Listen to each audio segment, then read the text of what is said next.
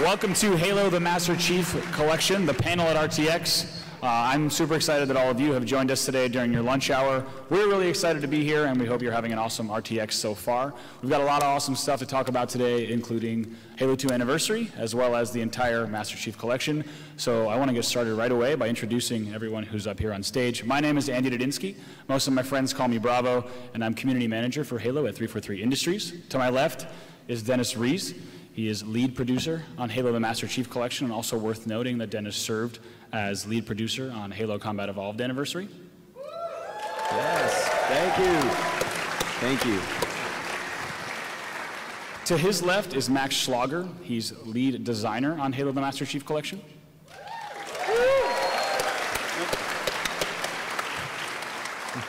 To his left is Max Hoberman, the original multiplayer and online design lead for Halo 2.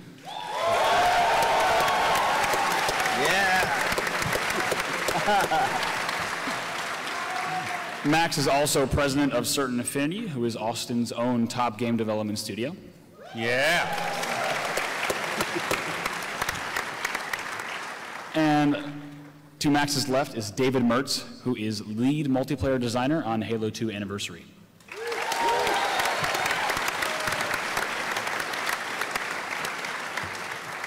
So when I was first asked to moderate this panel, I got really excited because not only do we have four awesome guys on stage with us here, but they're also building some really great experiences within the Master Chief Collection. So to start off, Dennis, I'd love to just talk about everything that's packed into this game. Yeah, there's so much here. So, you know, when we started thinking about Master Chief Collection, it's just we wanted the entire Master Chief saga. So you're going to get Halo CE Anniversary, you're going to get Halo 2 Anniversary, Halo 3, Halo 4, as well as the live-action digital series executive produced by Ridley Scott called Halo Nightfall. And then lastly, but not least, is the Halo 5 Guardians multiplayer beta. So there's a ton of content in here, and we're really excited for it to come out this November. Yeah, I think actually we're ready to jump right into things. And Max, I think we have a build of the Master Chief Collection running right now on Xbox One. Can you walk us through some of the philosophy behind the master menu and some of the menus themselves? Yeah. Let's go ahead and switch over to that. Let's go ahead and switch it over. Cool. Get a controller over here. Let's get him a controller. All right, Isaac. Isaac.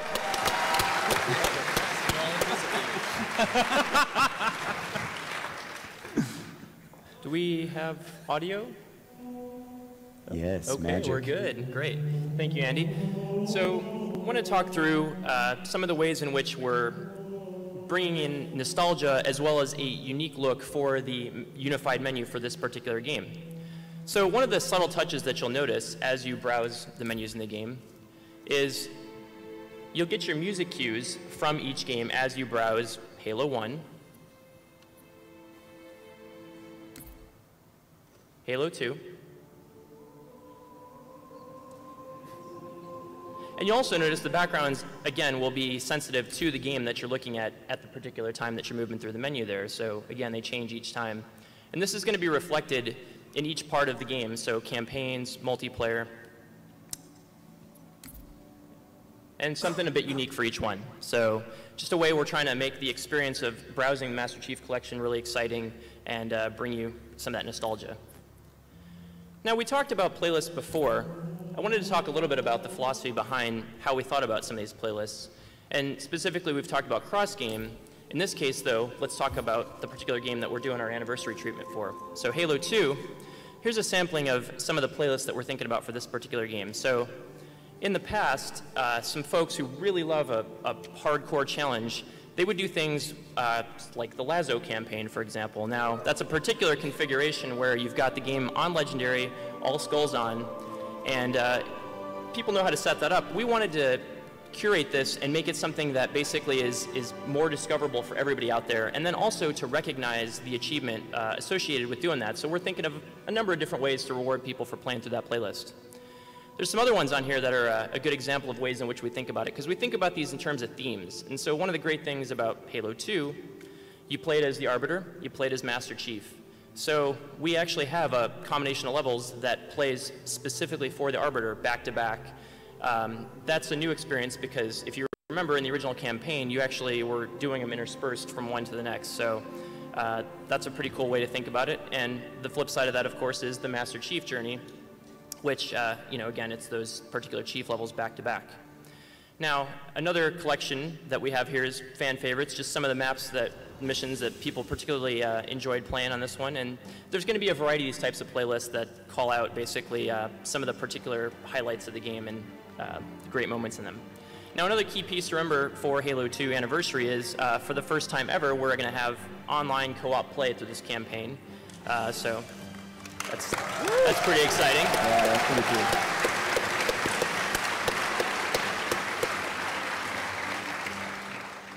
Now, I'd also like to speak a little bit to how we think about curating the multiplayer experience.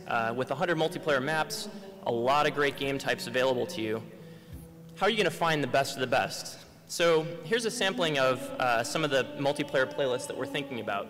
And you're going to see a wide range of content here. Now, one thing I do want to clarify is you notice when I go through these, there are some that are dedicated to each title. So yes, there is one for Halo 1 and 2 and 3 and 4 and Halo 2 Anniversary.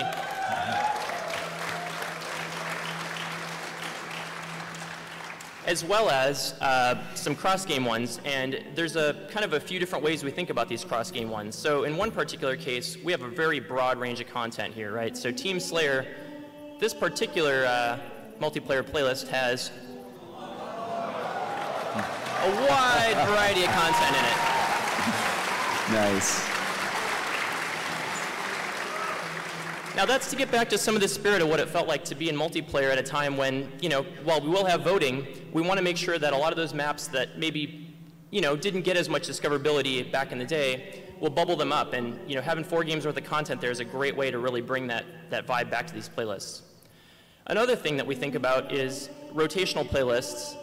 So in this particular case, we have a rotation of, some of the best SWAT maps across these particular games. And you'll notice this particular list is shorter than the other one because, again, these are curated to be specifically the best maps for SWAT across all these different games. So you may be wondering, how exactly, do you have a seamless experience as you go from one of these titles to the next, because things have changed over time, right? Dual wielding, equipment, loadout, sprint, all these different things. So one of the things that we thought about in unifying this package is our universal control schemes. So we haven't talked about this, and this is something that we wanted to give you a brief demo of, but you can customize your controls for each title, for each option individually, and we have the option for these things to, for example, apply a setting like, let's say, your sensitivity, and with the press of a button, you can apply that setting to every single title in the collection. The other cool thing about this is we have universal control schemes. So here's an example of one for you, and in this particular case, the goal with these is to unify what an action, how that action occurs across games. And we did a lot of digging on this, and we really feel like we have a number of control schemes that are going to work across all the games. That said, again, if you really want to get in there and have a custom one for a particular game, you're always welcome to override that. You can have everything customized per title for all these options, however you like. So that's how we think about that. Awesome. Thank you, Max.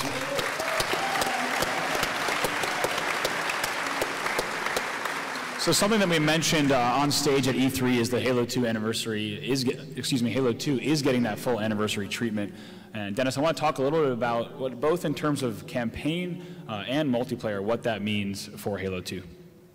Well, when we started thinking, like the anniversary treatment, we really looked back to Halo 1 Anniversary and what did we do there? And right off the bat, from a campaign perspective, obviously you just need to remaster the campaign. So we work with Saber Interactive again, who worked on Halo 1 Anniversary, and they're completely remastering all the graphics, and it looks incredible. Additionally, we also wanted to do some of the other fan favorite things that were like skulls. We added tons of skulls to Halo 2 Anniversary. So yes, all of the existing skulls that were there are still there, but then we added a ton. So there's actually over 30 skulls that are available now in Halo 2 Anniversary. Additionally, we really thought about the audio. The audio is completely remastered in Halo 1 Anniversary. We wanted to do that again, and we're doing it in a very big way, and I'm excited to talk more about that at Comic-Con, so get excited because there's some really cool stuff we're doing on the audio side. Additionally, terminals. Now, terminals in Halo 1 Anniversary, we hid them all throughout the game, and then when you'd get to a terminal, you would unlock a video and learn more about the franchise. Well, we're doing a lot of the same thing here, and you're going to be able to learn the story, the backstory of the Arbiter. So that's something I think that everyone's going to be really excited. And then also Blur. So in cinematics, telling the Halo 2 story, it's just a huge story. And there's like over 50 minutes of cinematics. So we contacted Blur Studios, who actually had worked with us before. They worked on Halo Wars. So if you're familiar with the Halo Wars cinematics, it's pretty incredible. And Blur has been working with us to remaster all of those cinematics. So they're going to look incredible. As far as multiplayer, really, first things first, we had to make sure we included the original multiplayer, something we didn't do with Halo 1 Anniversary, so we definitely made up for that here, and we included the original multiplayer. Yeah.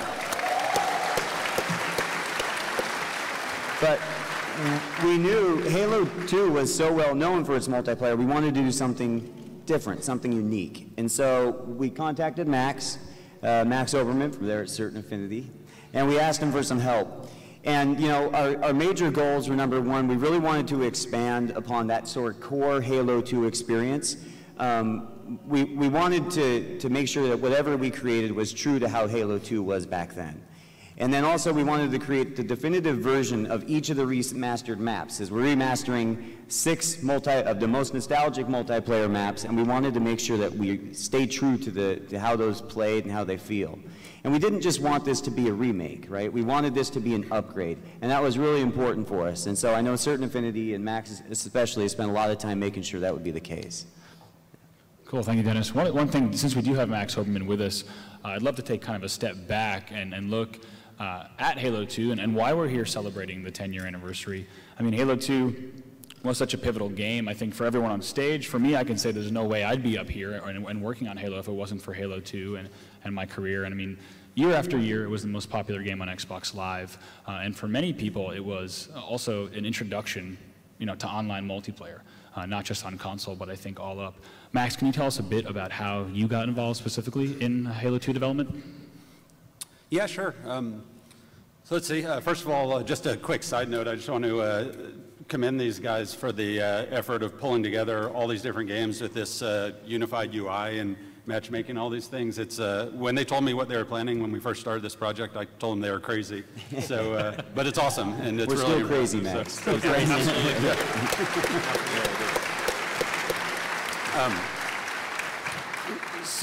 So this particular project has a ton of significance for me. Halo 2, there's a ton of nostalgia, I guess you'd say. I was actually at Bungie before Microsoft acquisition days, working on the early Halo games, but just helping out a little bit on the side. After we got acquired, I ended up starting up the community team at Bungie. So I was running all the community relations type stuff that Bungie does. And then my group was also handling the user interface design. So we did the user interface design for Halo 1. And all those years, I kept telling them that I want to do multiplayer design, and I really want to be a designer. So I think this is common knowledge. I don't know how much it's been talked about, but what we actually shipped for multiplayer for Halo 1 was not what we were originally imagining for Halo. It was kind of something that we crammed in real quick at the last minute. Didn't have a lot of time, and what we had planned was very different. And it was really impressive how crazy popular it was and how fun it was in LAN parties. And honestly, it kind of caught us by surprise a little bit. So when we started on Halo 2, and I was actually still on the community team until about 6 months in, and the team is basically, they were regretting that, the dev team was regretting that they hadn't shipped the original big mega round-based 32-player, type thing that we had originally envisioned. So that was the plan for Halo 2 multiplayer, is that it was going to be this big thing that I think we were calling it warfare internally. And for about 6 months, that was the plan, and I kept telling everyone, but everyone's playing Halo 1 style, this arena combat, this real fast-paced, small maps, LAN party type experience, and everyone's having a great time. Shouldn't we just take that online? And no, we don't want to do that. We do something new. We want to do something new. That's old. So I just kept making a lot of noise about it, and eventually, I guess Alex and Jason, who are the two founders of Bungie, came to me and they said, hey, you know, we think we should have the small scale stuff. You've convinced us. Why don't you take care of that? We'll call that the party game. That'll be for LAN parties, and then we'll go do this big, you know, warfare thing separately. So, okay. So then I fought really hard to get one dedicated resource, which was Chris Carney, one environment artist. So finally got one dedicated resource, and Carney and I went to town. Well, meanwhile, this big, epic multiplayer thing was supposedly happening. I was still on the community team. So fast forward about 6 months, and we had actually laid a groundwork for the multiplayer for the game. A bunch of the maps that you guys know and love, actually, we had planned out and even implemented in their kind of early forms and designed, and we were playing it, and we were having a great time. And you know, 6 months later, the big mega game was no further than a single piece of paper.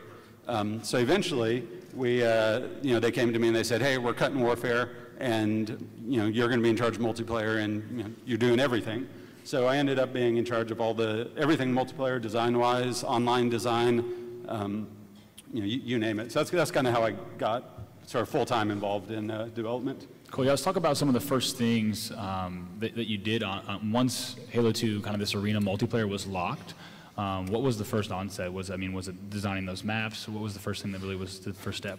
Yeah, you know, it was funny because a lot of Halo 2 was born out of this sort of desperation of just having me and, you know, Chris Carney, and that was it. We really didn't have a lot of resources. I didn't even have a dedicated programmer for gameplay-related stuff. So we just knew that there was really no room for error with such a small group. So we laid out our plans. I think originally we laid out our sort of master plan. We need X number of maps that do, you know, serve these groups. It was interesting because on the large scale, the really big stuff, 16-player, we didn't actually think we needed much for that because we thought, oh, the warfare is going to take care of that. So we tended to focus on the smaller scale maps and some of the kind of medium-sized maps.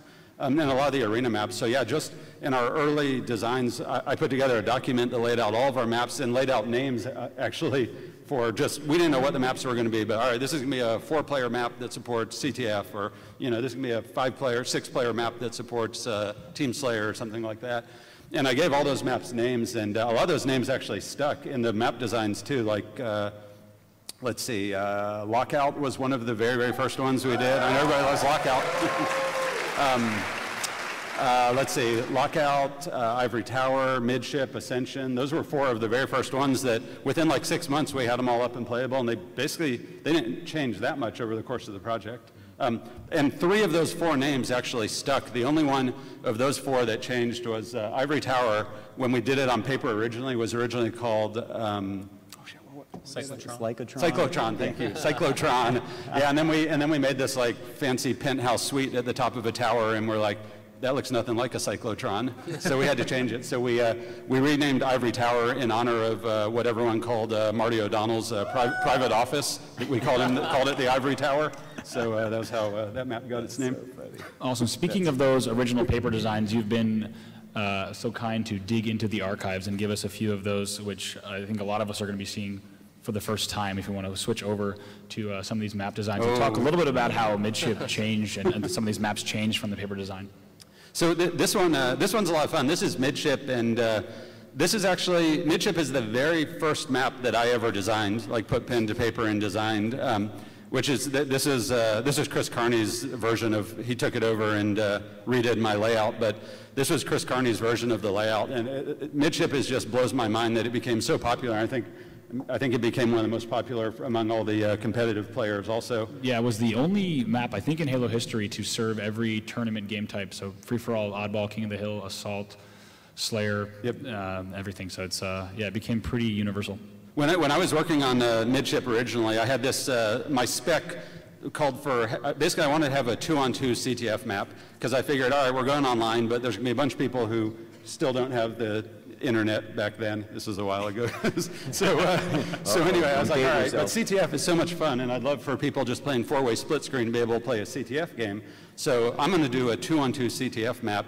So the basic idea on this map was that you'd have 2 flags basically across a chasm looking at each other, and they were so close that the one guy goes on offense, one stays on defense, and the guy that's back there on defense can still participate on offense. So he can lob grenades across, he can still shoot across. Yeah, and this is pretty close to what the final map ended up as, and we did this like 2 years before the game shipped, actually.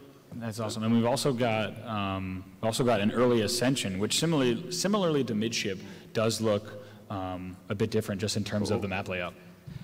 This was actually a rework of Ascension, because Ascension, which we're showing off here, and turned out to be a really popular map. Ascension almost got cut, because when we first did Ascension, it was really not any fun. They had a similar problem to Lockout, which is that all of the traffic routed through that dish in the middle, and there was no way to get to any of the 3 satellites without going through that dish.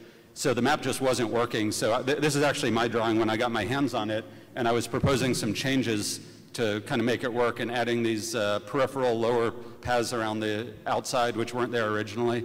The leap of faith was, you can see I wanted to have this spot where you jump down. If you look up in the left, you see it says fog right there. Yeah. Some awesome drawing. Nice fog. So the idea was for the leap of faith, actually, that you'd run up and you'd look down, and all you would see was a bank of fog, and then you just have to jump down through the fog and hope you landed it. So that was what that was indicating. So yeah, this one, after we made these changes, it totally turned around the map, so got a lot better. And this next one that we're going to go to right after this slide is, I think, a last-minute addition. We just got this paper design in this morning, and I'm sure it's also a fan favorite. Oh, Zanzibar. So Zanzibar's kind of interesting, and just a side note, this panel's interesting for me because these guys all have stuff they're talking about the product, and they just asked me to come here and reminisce about Halo 2 development days, so this is kind of fun. Zanzibar was really interesting. What happened with Zanzibar is after we did a E3 where we showed off single-player New Mombasa, and then the following year, about maybe 2 months before E3, Pete Parsons and Jason Jones came to me and they said, "Hey Max, we have a problem.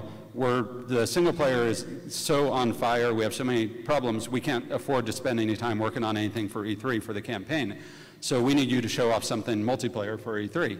So I was, okay, sure. So I said, all right. We started looking at what we had, and we realized that we really didn't have anything that we thought was sexy enough for E3.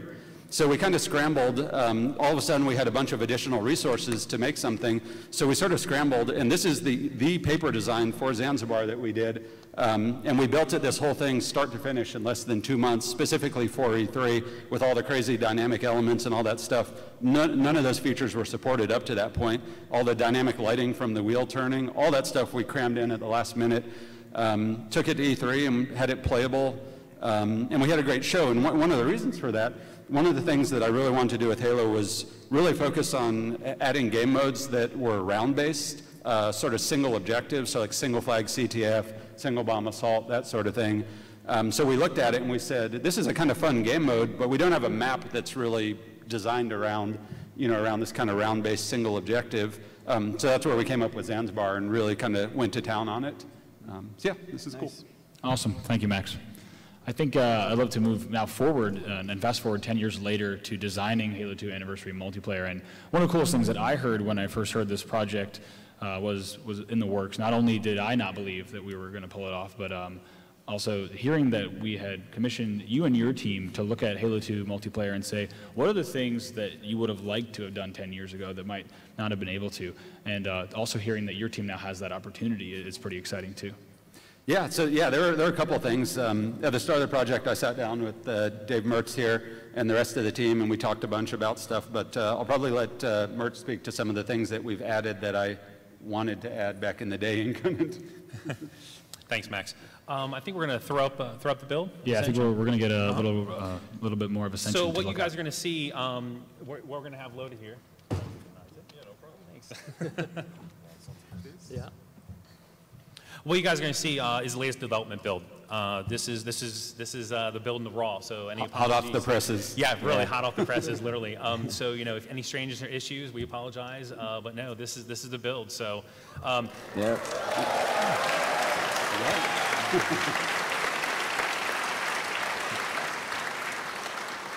So this crowd is in for a real treat. We showed this at E3, but you guys are going to get the really the most detailed walkthrough of the map, the first detailed walkthrough of the map. So, you know, like Max said, when we started the project, there was a huge number of decisions that we had to make. You know, we sat down with Max. We really went over the things that worked, the things that didn't work, kind of his wish list items, those types of things. Really, the first thing was the hardest decision was what 6 maps. And as you can see, Ascension here made the cut, obviously. So what I'd like to do is just kind of walk through a map a little bit. So first of all, you guys will notice the updated visuals. Now, I'm going to talk to the visuals just for a little bit as it relates to design, and then we'll kind of get into some of the wish list items and some of the other stuff that kind of was the results of the feedback that we got from talking with Max, as well as just all the research and everything that we do, listen to the community and listen to the fans. Obviously, you know, with Xbox One, oh, sorry, thank you. With the Xbox One, we're able to do an incredible amount of visual fidelity, but there's a challenge there. We found very quickly early in the project that we're sitting here, we're making the map super sexy, we're really pimping them out, but what happens is you start to get a lot of visual noise. And some of our basic kind of really design goals are that any change cannot affect gameplay. So that even goes for visuals. The things that visuals can do is they can really start to muddy really the gameplay. And well, how does that happen? Well, target acquisition, just a lot of noise and level, people not knowing paths are paths, those types of things. So you know that was a big challenge we really tackled head on. So let me kind of point out some of the key visuals here, and a lot of it really deals with we wanted to just immerse you even more in the levels. You can see here. So what our artists did here, obviously we have a beautiful skybox with the halo ring rotating around it. They basically created a halo ring that's to scale in game, and that's what you're seeing right now. It's pretty fantastic.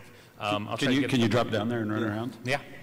So show us, prove it. Totally do that. What I can do is give you guys a much better view of it, just to kind of give you a fantastic view Jump of just on the how ledge, much work to see how good you are. How much work went into this. So we're over here about a leap of faith. Oh, I'll jump. Okay, I'll jump. Nice. And you just don't really realize just how incredible the visuals are until you. Oh. So.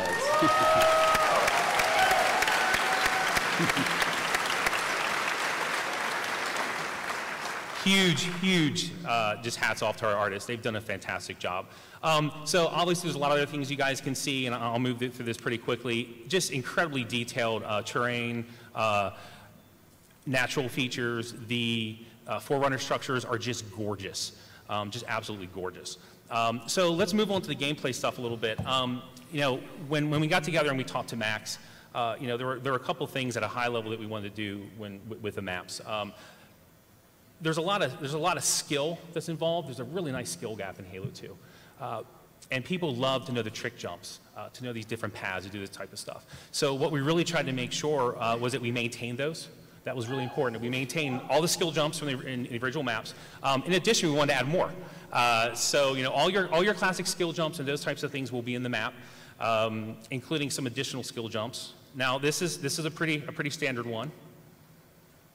And then just really small things, because really the most important thing here is that every single change, no matter how small, has got to add to the gameplay. It has absolutely got to add to the gameplay.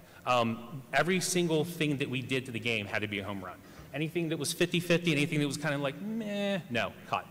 Everything had to move the game forward. So just simple things like this. For those of you that are familiar with the sniper rifle platform here, so you know you could drop down here before, right? Well, what we wanted to do was for skilled players, they can get up here from another route. So we've seen a lot of really, truly skilled players actually jump up that path, flank their opponent, and it's just fantastic. It's just really subtle things like that have really added a lot to the game. I'm going to go through here and show you guys a couple other really, really important paths that we have changed. Because we know everyone really wants to see the map. You kind of see all the changes that we've done. So I'm really excited to kind of show you guys that stuff. So here's the Banshee platform. Again, fantastic view of the vista. So something that really kind of came out of the feedback with Max when we were talking about the map was the Skybridge does not really get used a lot for obvious reasons. It's really kind of one big circular loop, travel loop. There's not a lot of cover So, and when you're out there in the middle of the sky bridge, your options are really limited. You can't really bail out very easily. So what we thought we'd do is we thought we'd do a couple really subtle things. So everyone always thought that the connection here was kind of awkward. So what this did is we added some additional space here, we did some modifications, and it just played fantastic. People like the additional space to fight. They like being able to approach the Banshee platform in a different way. And then most importantly, one reason that people really didn't use the sky bridge a lot was they would get sniped from Big Tower, and that's fine. And what's really important about all these changes is that we've got to maintain the original spirit of the map. The original gameplay of the map, the original spirit of the map. The map, Halo 2 in general, and this map in particular, is really about the zone control, about controlling the big tower, about controlling the small tower. So we don't want to take that away from players, but we want to give the other players a chance to counter the people that hold these power positions. So you can see we've added some additional cover while running along here from the big tower. And then really one of the biggest changes is we added this entire center kind of platform structure here. And it's fantastic. People really get a chance to kind of fight in here. It gives them a lot more tactical advantages or tactical strategies that they can do. And then, of course, this was originally an original skill jump. And, of course, I botched it. That's how you can tell it's a live build, when the lead designer is not paying attention and botches a skill jump, and I'll probably hear about that from QA on Monday. So what we did is we made this skill jump a little easier, but what's great is we noticed that more skillful players are now able to do this jump backwards. They're able to do all this type of stuff. So we haven't taken anything away, and we've added stuff, especially for your less skilled players or your more casual players. And by having this additional structure here, it's just really played well. It's so subtle, but it's just really worked out fantastic in terms of adding additional cover when you're trying to approach either way, either approaching the Banshee platform or attacking the big tower. There's a lot of other changes that we did. For instance, there weren't not a lot of long-range weapons around this area. We added a Covenant carbine here. It gives you a little bit to counter the BRs and the sniper rifle. Let me go up here to the big tower. So I think really one of the biggest things that we identified in this map, when talking with everyone, getting feedback, with talking with Max, is just the dominance of long-range combat in this level. So there's a number of things that we tried to do to kind of help along with this. We adjusted spawns, we added additional cover. I think one of the biggest changes, though, and the thing that I'm most excited about, is we've really tried to add a lot of dynamic elements into the maps. And what's neat about this? Wait, have you shown this yet? No. This is the first time anyone's seen this. Are you sure this is okay, Dennis? Wait, I didn't think you were going to show this, Dave. All right. Okay. Do you guys want to see this? I didn't know we were showing this either, but there goes. We can't pull back now. No, now we're showing it. We're showing it now. So, when talking with Max, one of the wish list things for Max, and Max can verify this, is he wished that they had done. He wished that they had done a lot of the more dynamic stuff, like in Zanzibar. The bridges, the wheel, those types of things. Those people find those things exciting. So something that we've done with this map in particular is we have added an energy shield in the middle.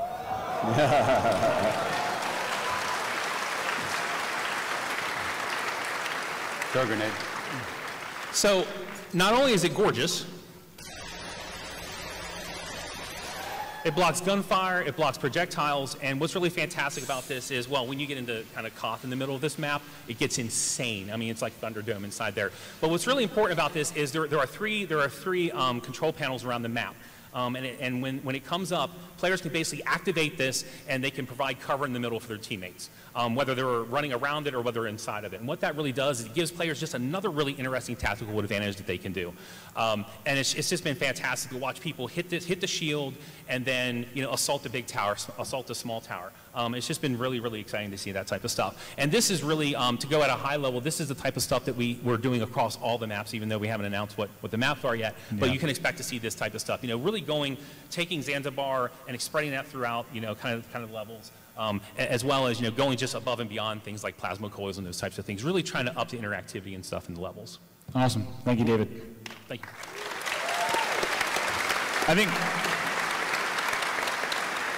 I think I'd love to go right from there, talking about how important it is maintaining, everything about the core Halo 2 experience. I'd love to get right into talking about the sandbox and how you did that with the challenges associated with an updated engine, working at 60 frames and stuff like that. Yeah, I can speak to that. When we're, do you have the? Yeah, it's right here. Excellent. Okay, perfect. So when we're discussing the gameplay, what we're really talking about is the sandbox. And for those that aren't familiar with the term, the sandbox encompasses all the mechanics that form the core gameplay, really the heart of the game. Everything outside of the levels. So we're talking player movement, incredibly important in Halo 2. Weapons, equipment, and vehicles. Now, most importantly also, it includes all the game modes, variants, and related options. And that is something that we have really, really expanded upon. We've added a huge number of game modes and related game options. So really, when all this stuff kind of comes about, we come up with our goals. And the goal for the for Halo 2 MP anniversary was to recreate the original H2 sandbox with targeted enhancements. And that's a very, very important phrase there, is targeted enhancements. You heard me talk about this issue when I was running around Ascension. We took an incredible amount of care, not just recreating the sandbox and the levels in the game, but also vetting every single change, no matter how minor, that went into the game. And I think it definitely shows in the final product. I think all the play testers would agree. So out of the goals, to kind of speak more to your question, Andy, design pillars really come out of what those goals are, what that particular goal is I just talked about. And really, our design pillar can really be summed up in a very simple sentence. All of our design decisions must promote teamwork, tactics, and game mode customizability. It's really as simple as that. And everything that we do, every change that we make, whether it be in the levels or whether it be in the sandbox that we're talking about, everything gets tested against that goal, against those pillars. So there were a huge number of challenges, naturally, with recreating the H2 sandbox. We had to recreate everything. Everything is based on Halo 2 Retail Auto Update 3. So that was our base. And we had to recreate the movement behaviors. That's the speed, the jump. I know we spent weeks just trying to get the jump right, trying to get that perfect apex for the lofty jump. Dual wield, very first thing we did, probably the first day of starting on the project, was we started implementing dual wield. I'd have to say, once dual wield got in, that's when it really started to feel like Halo 2. Yeah. And it was a really neat day. First time I got dual wield up. The Elite is awesome. We had to bring him back in. This was a character we had to. Thank you. Yeah, it's big. We had to add in this entire character that had not been in the game, for quite a long time, as well as, visually update him and really kind of fix a lot of the issues that people had run into previously. And then, the biggest thing is recreating the game modes and options. That's a huge amount of work, as anyone will tell you, just a huge amount of work.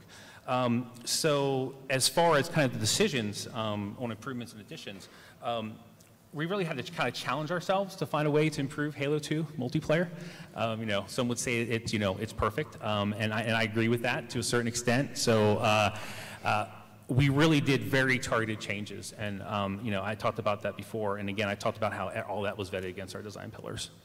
Cool. One thing, Andy, that's really interesting to me about that, having been in charge of all these different things, these map designs and a lot of this game modes and everything else, it's just crazy.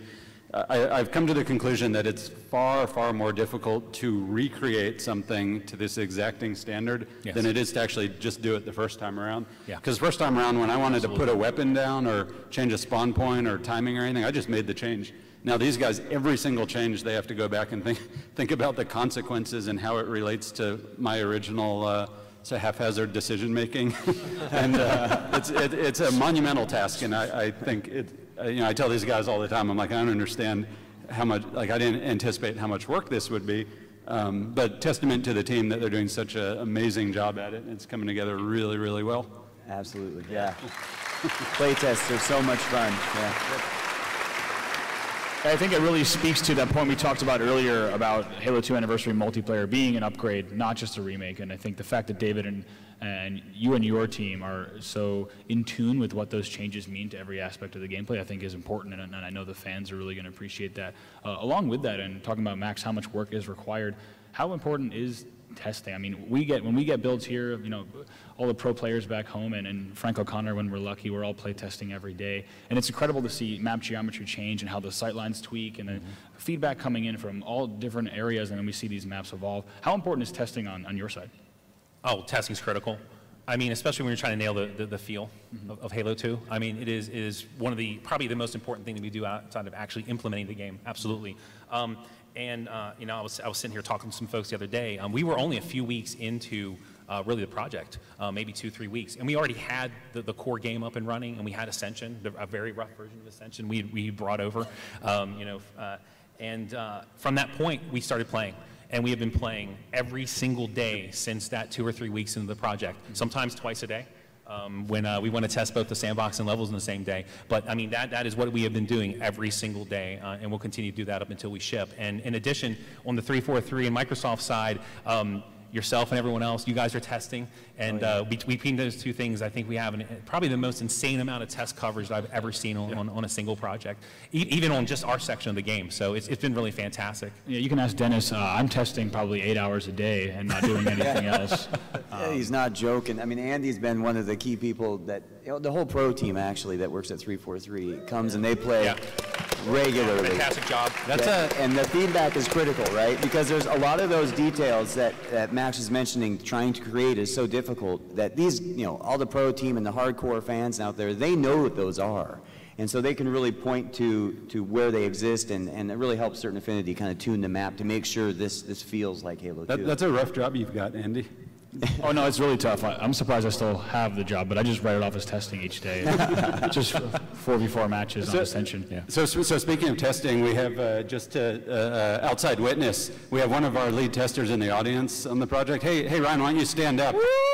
Yeah, Ryan. Woo! Ryan Fox. So Ryan, tell us, how often do we play test? Oh, man, we play test for an hour and a half a day for every single day, and we try to do at least one a day. We'll do 4v4 matches, Slayer, we'll play game mode, so every single day, and it's not exactly the easiest thing getting some people in there. But we get in there, we drag them by the ear and get them to play this out, they have a blast, so it's a staple of what we do at Certain Affinity, so. Cool, thanks, Ryan. That's awesome. Thanks, Ryan. Just want to say at 343, we never actually have a problem filling up our play tests. We usually actually have to turn some people away. So That's been a problem lately, especially as it gets polished. That's good. Oh. Yeah, the last thing I'll say about that is just coming into the project after, you know, on the test side, just giving feedback from the community team feedback, coming in several months into the project. When we fired it up for the first time, I mean, the Halo 2 jump is a good example across the board of how the game feels, and you know, I think everyone's going to be pretty excited to get their hands on it. We have a little bit of time left. I want to move through a few more things and a few announcements. Let's talk a little bit about game types. Max, you talked before about Zanzibar and how one flag CTF, you know, is perfect on that game type. And something that you and I talked about is how Halo 2 obviously was the introduction of a lot of those round-based game types. That was, you know, never before seen and not too common in console shooters. So let's talk a little about the game types and how big was that? Because there's not only do they play so well, but there's quite a few one-sided objective game types within Halo 2. Yeah, I think, I mean, I'll let Mert speak to the games. As far as the philosophy on that, I'm a big guy that I really care about accessibility. It comes from doing a lot of the UI, the user interface and all that stuff. And I really want everyone to be focused on a single goal, all headed in the same direction, all on offense, defense, whatever. So that's kind of where that all came about. But Mert, you want to talk more about what we're actually doing? Yeah. So you can see some of the returning favorites here. You know, again, we have brought over every single original game mode into the new Halo 2 anniversary, which is really exciting. And going back to kind of the goals and design pillars I talked about, we targeted a bunch of other game modes too that we wanted to add that really kind of fed into the whole the spirit of teamwork, the spirit of tactics. And all that type of stuff. So Ricochet, we brought over Ricochet, was one of the first things that we thought of, one of the first games we thought of to bring over from in this case, from H4 into H2, and it just plays fantastic. Ricochet was incredibly fun in Halo 4, but now with dual-wield SMGs, with everything going on, and with the kind of the movement speed, the more kind of deliberate just the more deliberate movement speed and everything. It's just really shown, I think, even more in Halo 2 than it did in H4. Something else that's really exciting is we have Race. Race is back. Yeah. With a huge number of game mode options. You know, I had to race in Halo 2, but I had to cut it, so I'm glad it's back. Yep. And that kind of goes back to a lot of the wish list. We kind of call it director's cut. That's kind of really how we treated this whole particular project, is treat it like a director's cut, almost like, you know, Halo 2.5 or Halo 2++ is really how we kind of really thought about it. And everyone's really kind of glommed onto that and really just been excited. And that's just what everyone has just been so excited about is, you know, we're going to take Halo 2, which is fantastic, and do everything that we can to make it better. You know, another fan favorite, not just a fan favorite, but one that was really, you know, created by the fans and made popular. You know, and is now, you know, formalized in Halo 2 multiplayer anniversary, so SWAT. And here's one that I'm really excited about, Infection. So this is old school Halo 2 Infection. You can swap out your weapons. You can do all types of customizations to it. We really went with old school Infection with this. And everyone's just been having an absolute blast with it. Cool. That's good. Well, thank you, David. I think you mentioned the director's cut, and that's, I think, if we want to, we're running close on time, but if we want to talk about, both Max and David, some of the director's cut items that we do have on this list on this right-hand side are pretty cool. Yeah. You want to speak to this? Yeah, I can. Go ahead. Yeah, sure. So yeah, like Annie said, we're running a little short on time, so I want to get through this stuff pretty quickly. So improvements and additions. We talked about, you know, modernizations, and, you know, everyone always gets a little scary. That means we're going to pull stuff over from other games or other, you know, other titles. Modernizations thus just means really taking advantage of a lot of stuff that we have now that we didn't have 10 years ago. Improved spawns, you know, more robust feedback systems, you know, and really more power to customize game modes than we ever did before. I want to talk a little bit about weapons. So really, I think a really good example of one of those director's cut or one of those kind of wish list things was the assault rifle. The assault rifle was, you know, wasn't in the multiplayer game. So what really worked out well with that was we felt like we were really lacking. You know, when we go back and get all this feedback that I talked about, we looked at the weapons and went, you know, we could really use some more mid-range weapon options. And the assault rifle just slid right in there. In fact, the assault rifle is actually on Ascension in the big tower on the second floor. And it's just worked out really well to really give players something to kind of balance against the BR and the sniper rifle and even the SMG to a certain degree. So something else that's kind of really exciting is we've tuned the Magnum. We've tuned it across all the weapons as well as in dual wield. And tuning just means we've upped the damage a little bit. And it's actually really worked out well. It's worked out really well. Really well. And we know it's been working great when we see people actually select that option in weapon sets. When people actually use it, we know it's working great. Yes. Yeah. We're just going, man, people aren't using the Magnum. What can we do to get people to use it? Yeah, listen to the Mongoose. So one thing I want to talk about is the Mongoose. So the Mongoose was a major feature that Max wanted in Halo 2. And we put it in, and it's just been fantastic to have the Mongoose running around in Halo 2. There's some additional vehicles and stuff that we're going to talk about, I think, at a later date, Dennis? Yep. Yeah. But I think there is one that I definitely want to talk about now. Did you want to show this one? Yeah, you want to show something? Let's show Yeah, this but one. tell us a little bit about it, David. So what's better than a mongoose? A mongoose with guns. Yep. Nice. Yeah. We talk about changes that have got to be an overwhelming success. I can think of no other change than adding guns to the mongoose. Yes, that's true. Plus, it has like the coolest name ever. And speaking of incredibly successful additions, it's kind of hard to play Gungoose CTF without a Gungoose. So that's a new game mode that we're doing. Something completely new to Halo, no one's ever done before. You are basically on a Gungoose and you're playing CTF, and it's I think one of the most fun experiences that I've had in any Halo game ever. It's insane, especially when you see a fleet of Gungeese flying over a hill. It's just been really fantastic, really fun. Awesome, yeah, we just shooting that around is pretty awesome, and what it adds to the sandbox is really great too, right? Because you have the ghosts and the hogs with gunners running around, but to see people kind of lone wolfing and just flying over hills through the on the Gungoose is. And you pretty can awesome. still have the passenger on it, so you've got effectively 3 guns, maybe 4 if you'll do willing. It's awesome. Yeah, it's. You're welcome. It is definitely a fun vehicle to use. Something I didn't get to cover that I wanted to quickly cover is what role concept plays in the design. For example, we just saw a little sketch of the Gungoose on a project like this where Halo 2, like we said, is so defined of how that multiplayer needs to play. How does concept start playing in when you want to bring in new things? In terms of concept, really after design and art get together and we kind of come up with our general visuals and our themes and stuff, we really just start concepting right away. And it's incredibly important. It's hugely integral. Yeah. We don't do anything art-wise without concepting it in some form or fashion these days, which is radically different than the way we used to do it back in the day. But I think you might be trying to lead up to something, Andy. We should show some. What's this? Concept? These are some of our concepts. So what you guys are seeing here is a piece of concept from a map we haven't announced yet. Any ideas what map? Yeah, has anyone guessed it yet? What? Come on, this is a Yell big it if giveaway, you know guys. it. Come on. I can't hear you. That's right, guys. That's Coag is back. right. Yeah.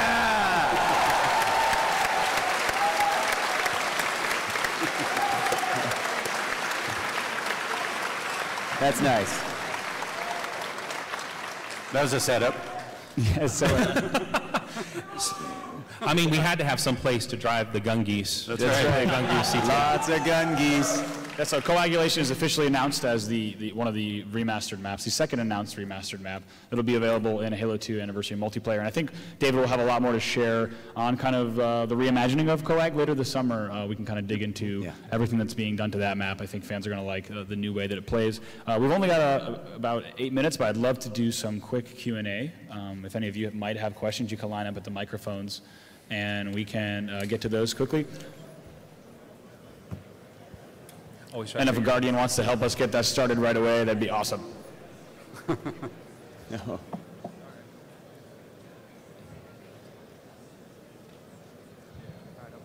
Oh man, that's a line. Good stuff.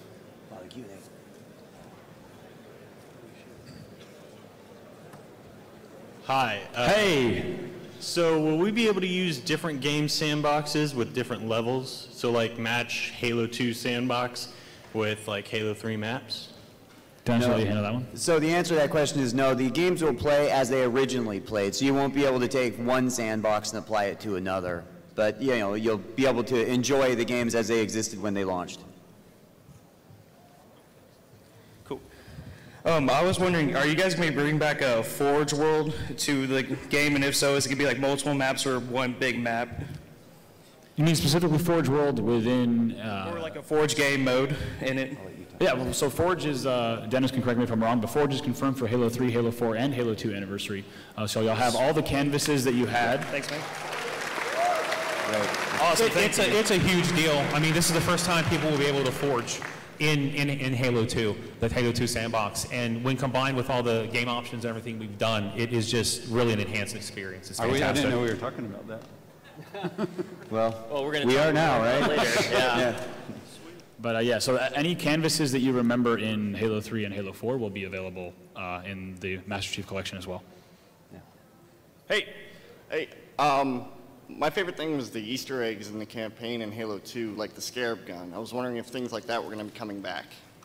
Yeah, so definitely. The existing Easter eggs are there, and I think Max is... So I like these new achievements that we're thinking about too, and it might be kind of interesting to think about maybe we should have some achievements based around those Easter eggs as well, and maybe some new ones. Yeah. That could be a good idea.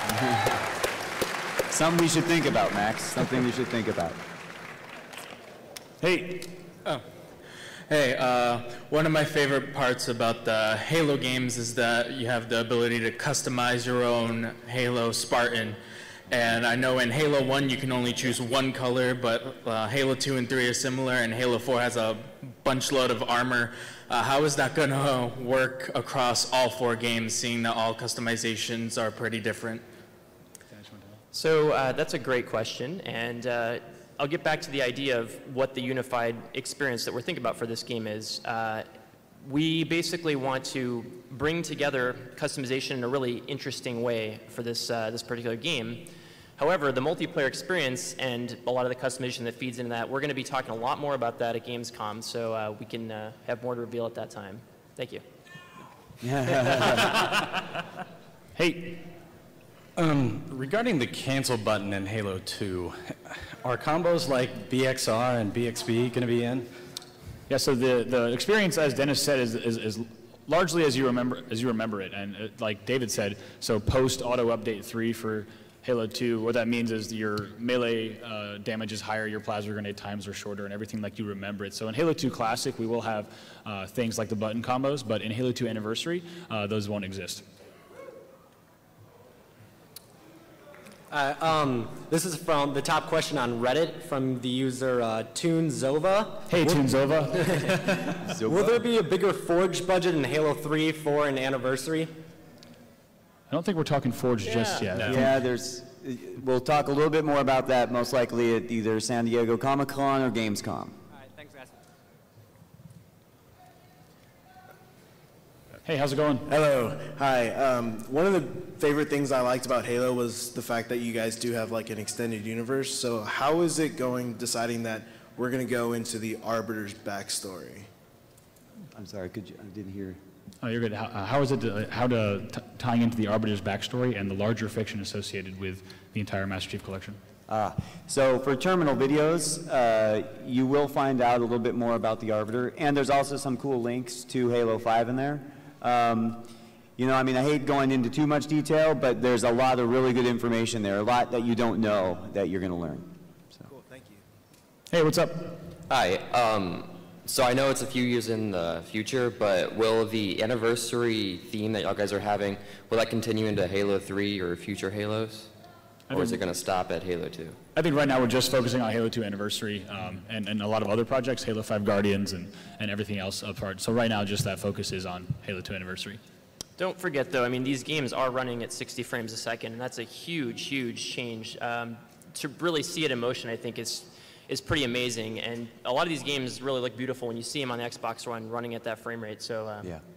Cool. I think you'll appreciate the up-resed feel of all the games, actually. We've got time for probably one or two more. All right. By any chance, will theater mode be coming back? So I think, yeah, go ahead. You guys want to take this? Theater mode, yep, it is going to be coming back where it existed before. You'll be able to use it again. Thank you. Yeah. I think this is going to be the last question. If you guys do have any questions for us, you can swing by our booth, the 343 and Halo booth at 1:30. We're going to have a panel signing where we're all going to be hanging out. You can ask us questions. You can get a free limited edition poster that you can only get there. So this will be the last question. But if you have more, please swing by and say hi to us. Oh, yeah. So one of my favorite things about Halo Anniversary, the first one, was that the cutscenes were complete reskin. They weren't like different models. And so you mentioned how you're working with Blur to make, like, what we saw in the trailer was it's not the exact same cutscene. It's kind of redone. But will there be an inclusion in the game of like the reskinned cutscenes, or are you only doing the Blur stuff? So for Blur, everything that they're going to be showing is going to be pre-rendered.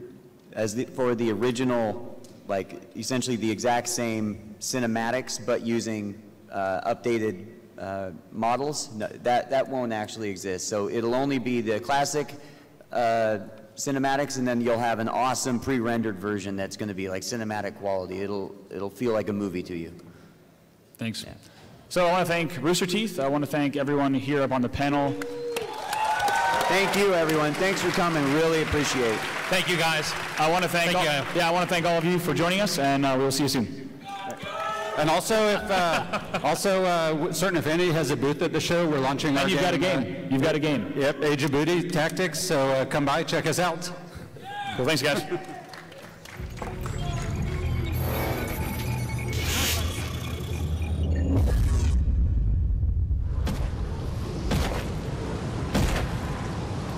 I have had many names in this long war.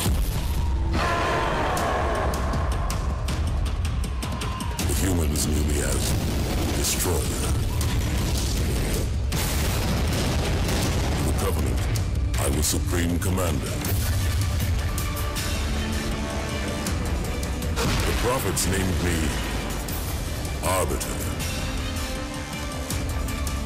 And your Master Chief calls me friend.